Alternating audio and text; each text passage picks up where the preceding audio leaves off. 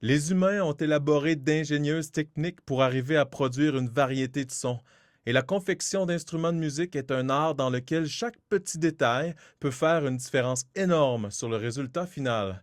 On n'a qu'à penser au violon Stradivarius qui, selon le dire de plusieurs, possède une qualité sonore inégalée et dont personne n'a pu se percer le secret.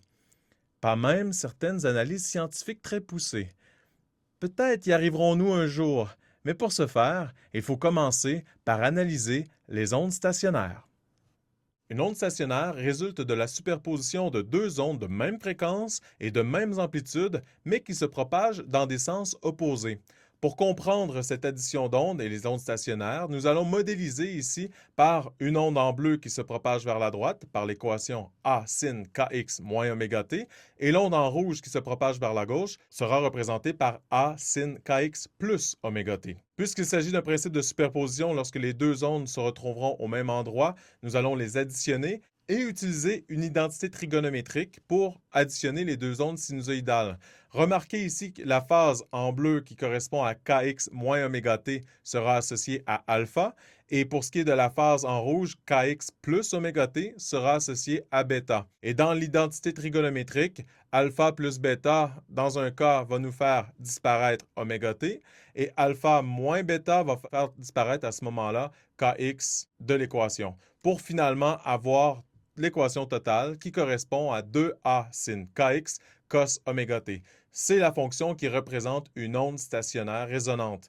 Remarquez bien ici le 2a. Ça correspond à l'amplitude totale de l'onde stationnaire. A étant l'amplitude des ondes progressives.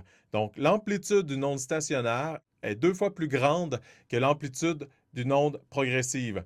Les ondes stationnaires résonantes s'établissent seulement pour certaines valeurs de fréquence bien précises. Ainsi, si nous prenons l'oscillateur et nous faisons officier une certaine fréquence, nous atteindrons le premier mode, qui correspond à un nœud au chaque extrémité de la corde et un ventre au milieu.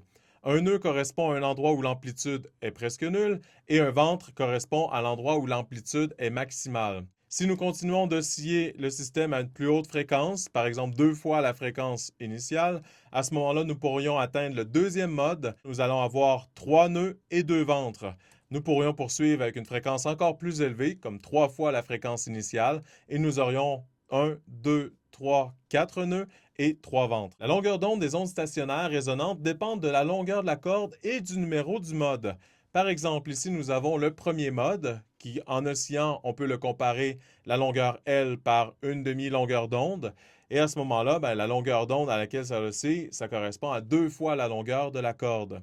Si nous allons avec le deuxième mode de vibration, à ce moment, nous atteindrons une longueur d'onde complète qui correspond à la longueur de la corde. La longueur d'onde est égale à L. En poursuivant avec le prochain mode de vibration, cette fois-ci, nous allons avoir plus d'une longueur d'onde. En fait, il y a une demi-longueur d'onde supplémentaire pour une certaine longueur. Donc, finalement, la longueur 3 correspond à 2 longueurs divisées par 3.